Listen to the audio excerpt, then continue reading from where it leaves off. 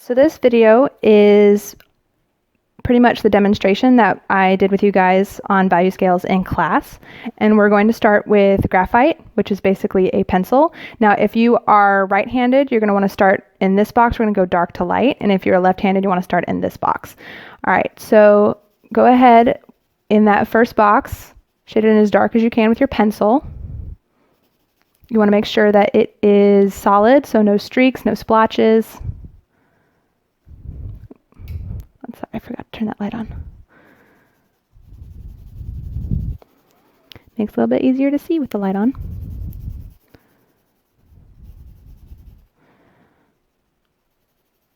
So you want to make sure that you're doing this in a bar with 5 separate boxes. We're going to show 5 different shades of each media we're doing, and we're doing 8 different media or shading techniques. All right, so this first box should look pretty solid like this, should be pretty dark. In your next box, you want to kind of lighten the pressure because you want to have a lighter value. So what I do, I hold my pencil a little farther away from the tip there. It keeps me from pressing too hard if I'm holding my pencil a little farther back. And again, you want to have even tone, lighter value here for the second box.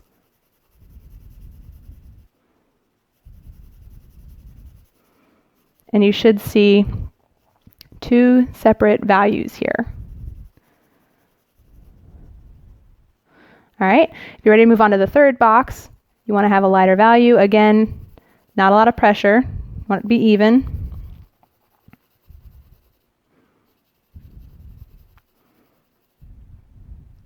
I think I got a little bit dark on that side, so let me fix that.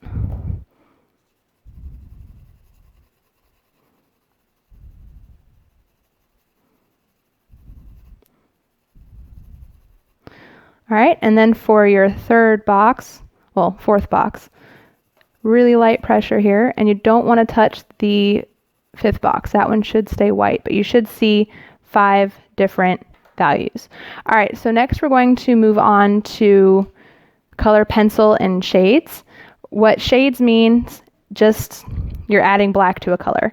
So black will go in this box, and your color will go in this box. So I'm going to shade in the black first. You want to have a nice even tone here.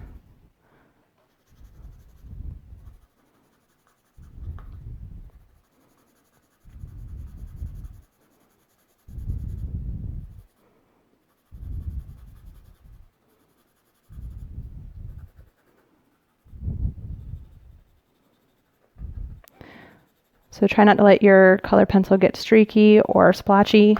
Get down. Just so you know, I have cats and they will try to interfere.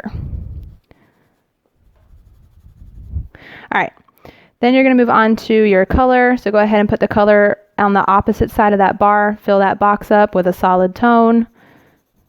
No streaks, no splotching.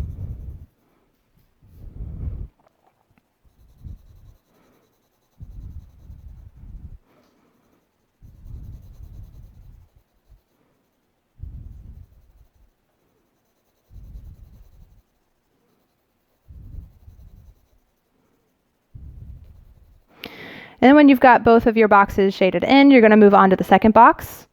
Do an even coat of your color.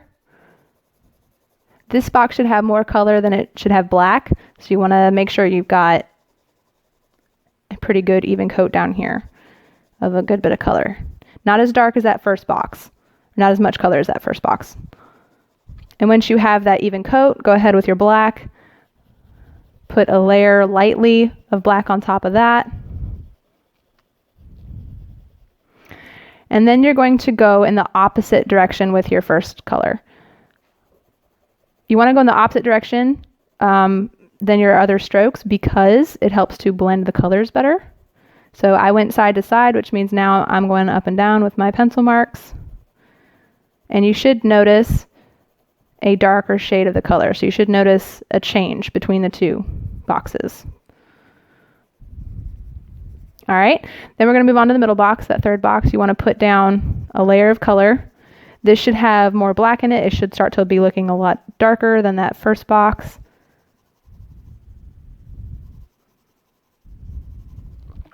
And then go over it with your color, with your black. Just a nice even tone of black there.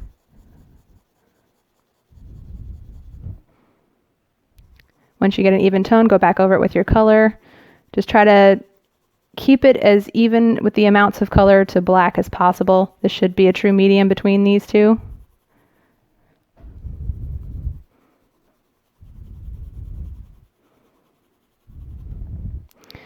And then go back in with your black. All right, so black kind of overpowers colors very quickly. So my last layer I'm going to do with my color. And I'm just going to go up and down, try to blend all this color, all these layers beneath it together.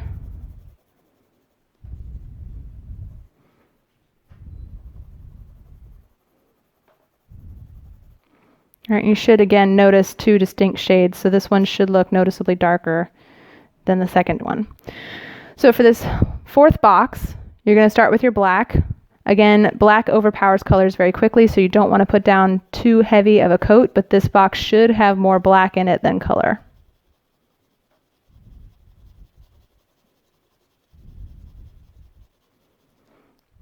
All right, once you have an even coat, go ahead and put some color down.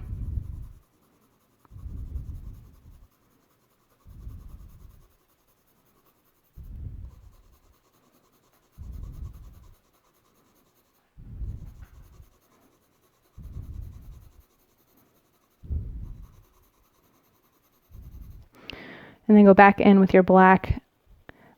I'm going to do this upside down, not upside down, but different, opposite than the way that they were going. My strokes with my pencils were going before, but I'm not pressing very hard, because if I pressed hard, it would look too much like this last box, and I don't want that. So I'm going to go back in with this color here, just kind of even it out a bit. Especially since my color that I'm using is kind of light, so it can be overpowered by black pretty quickly.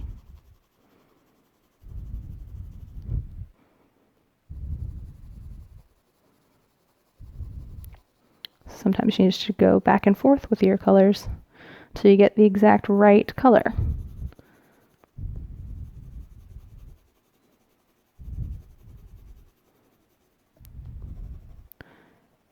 All right, and once you're finished, you should notice 5 different shades of color here.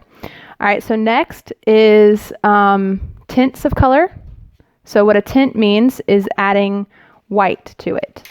So your color will go in this box here. We're going to leave this box blank since, I mean, you should be working on white paper, so you don't need to color it in white. So in this box here, go ahead and get a solid tone of color in here. You don't want streaks, don't want splotches. You want even color.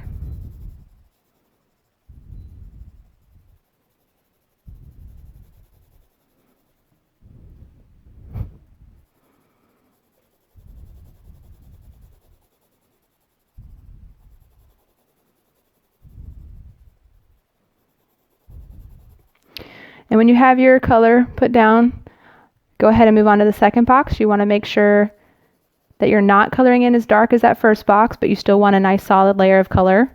This second box should have more color in it than white. So it should only look a touch, one step lighter than the first box. So you should have a good bit of color, but not as much as that first box. And again, my color strokes are going side to side.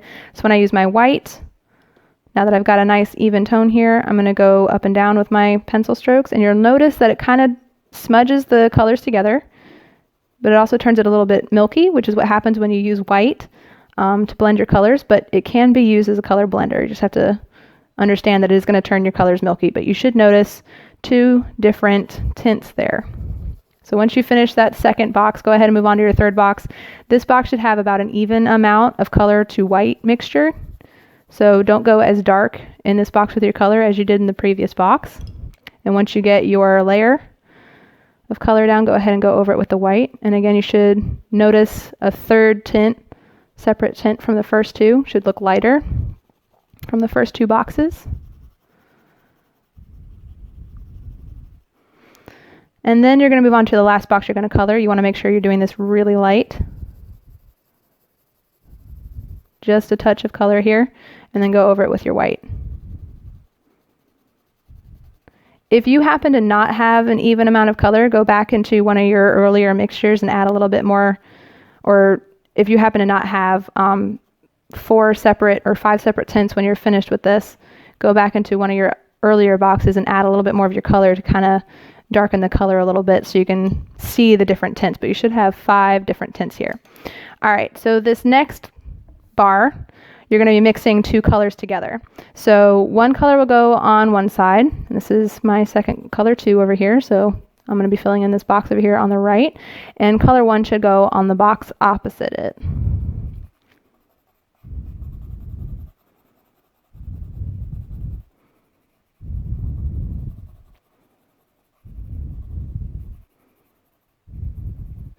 Okay, again, you want to have even tones of color. So it looks like I got a little bit of black on this color pencil, but that's okay. It'll come off when I'm coloring it in here.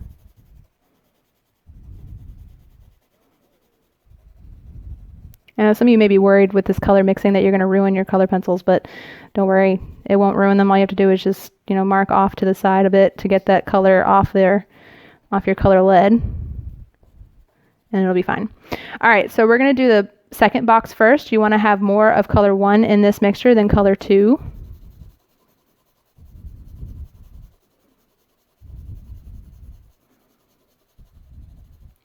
And again, you want to have a solid tone of this color, so no streaks, no splotches. And once you have a nice solid tone, go ahead and go over that first layer with your second color. And you want to do it kind of lightly, so don't go overboard with your second color. And then go back over it with your first color, and you should notice a slightly different color from that first box. It should look slightly different. So mine looks a little bit more green than the original color. All right, skip the middle box for now. We're going to jump over to box 4. This box should have more of color 2 than color 1, so go ahead and start with color 2 and put down an even tone of that. You want to have more color, so this is going to take a few back and forth layers here to get the right amount of color. And once you have your even color, go ahead with your first color and go over that first layer. Again, even tones, and you shouldn't do too dark here. You want to keep it kind of light. All right, and then to finish this box, add your second color back in for your third layer. And it should look slightly different from the original color.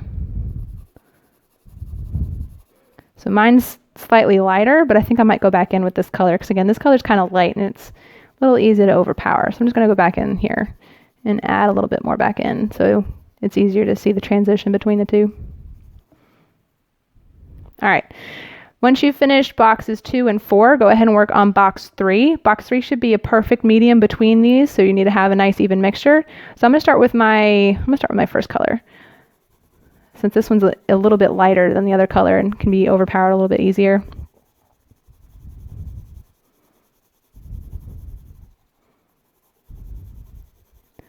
Once I have a nice even layer, I'm going to go in with color 2. This is going to take a few layers to get the right amount of color, the right mixture, so it doesn't look like either of the mixtures on either side of it. All right, so I'm going back in with my first color on top for this third layer.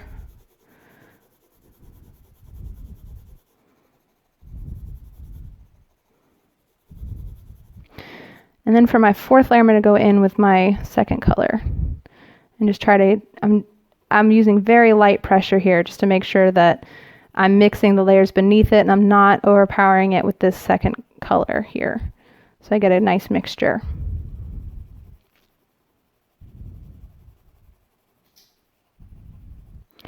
All right, I think I have to go back in a little bit with my first color just to even it out a bit.